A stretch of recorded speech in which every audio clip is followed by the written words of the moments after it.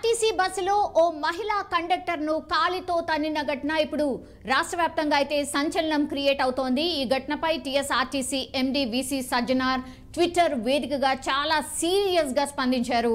Hayath Nagar depot 1కు చెందిన ఇద్దరు కండక్టర్లపై ఓ మహిళా ప్రయాణికురాలు నానా దుర్భాషలాడుతూ దాడికి పాల్పడిన ఘటనైతే టీఎస్ఆర్టీసీ యాజమాన్యం చాలా సీరియస్గా తీసుకుంది అండ్ ఖండించింది కూడా.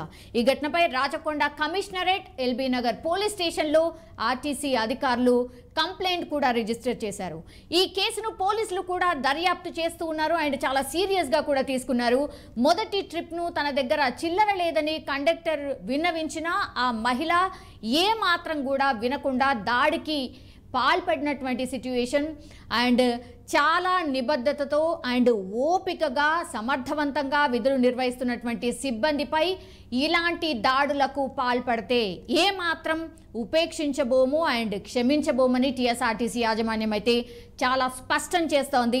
టీఎస్ఆర్టీసీ సిబ్బంది విధులకు ఆటంకం కలిగించినా లేదంటే దాడులకు ఇట్లా దిగితే మాత్రం వ్యక్తులపై చట్ట ప్రకారం చర్యలు తీసుకోవడం ఖచ్చితంగా జరుగుతుంది. టీఎస్ఆర్టీసీ సిబ్బంది చాలా ఓపికగా అండ్ సహనంతో విధులు నిర్వహిస్తున్నారు. ఎందుకంటే ఆర్టీసీ ఫ్రీ బస్ ఫర్ మహిళలు అన్న తర్వాత ఒత్తిడి పెరిగింది. అయినా సరే చాలా ఓపికగా వాళ్ళు విధులైతే నిర్వహిస్తున్నారు. అయితే వారికి సహకరించి క్షేమంగా గమ్యస్థానాలకు చేరుకోవాలని ప్రజలకు సంస్థ పదే పదే విజ్ఞప్తి చేస్తోంది అని కూడా ఆయన ట్విట్టర్ వేదికగా చెప్పినటువంటి సిట్యుయేషన్ మనందరికీ తెలుసు. ఆర్టీసీ మీద చాలా ఒత్తిడి పెరిగిపోయింది. ఆ వార్తలు కూడా మనం గమనిస్తున్నాం. కానీ ఇట్లాంటి దాడులు చేయడం నిజంగానే ఎవరైనా సరే ఖండించాల్సిందే. చాలామంది అక్కడ ఉన్నటువంటి ప్రయాణికులు ఎప్పుడైతే ఆ బస్సులో కండక్టర్లపై దాడి చేస్తున్నా కూడా ఆ మహిళను ఆపే ప్రయత్నం చేశారు. కండక్టర్ దగ్గరికి వెళ్ళనీయకుండా ఆరు దాడిని ఆపే ప్రయత్నం చేశారు. కానీ ఆ మహిళ మాత్రం ఎక్కడ కూడా వినకుండా దాడికి పాల్పడుతూనే ఉంది.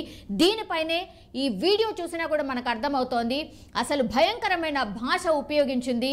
సో ఇట్లాంటి వాటిని ఆర్టీసీ యాజమాన్యమే కాదు ఎవరు కూడా సహించరు. ఇట్లా భౌతిక దాడులు ఏమాత్రం కరెక్ట్ కాదు అన్నటువంటి విషయం ఈవెన్ సజ్జనార్ కూడా చెప్పినటువంటి సిచ్యువేషన్ కనిపిస్తోంది. సో ఆర్టీసీ యాజమాన్యం కావచ్చు లేదంటే ప్రజలందరూ కావచ్చు, దయచేసి ఇట్లాంటి దాడులకైతే పాల్పడకండి. అండ్ ఆర్టీసీ యాజమాన్యం కూడా చాలా ఓపికగా వ్యవహరిస్తుంది కాబట్టి దయచేసి వాళ్లకు సహకరించండి అన్నటువంటి విజ్ఞప్తి అయితే అందరి నుంచి వినిపిస్తోంది.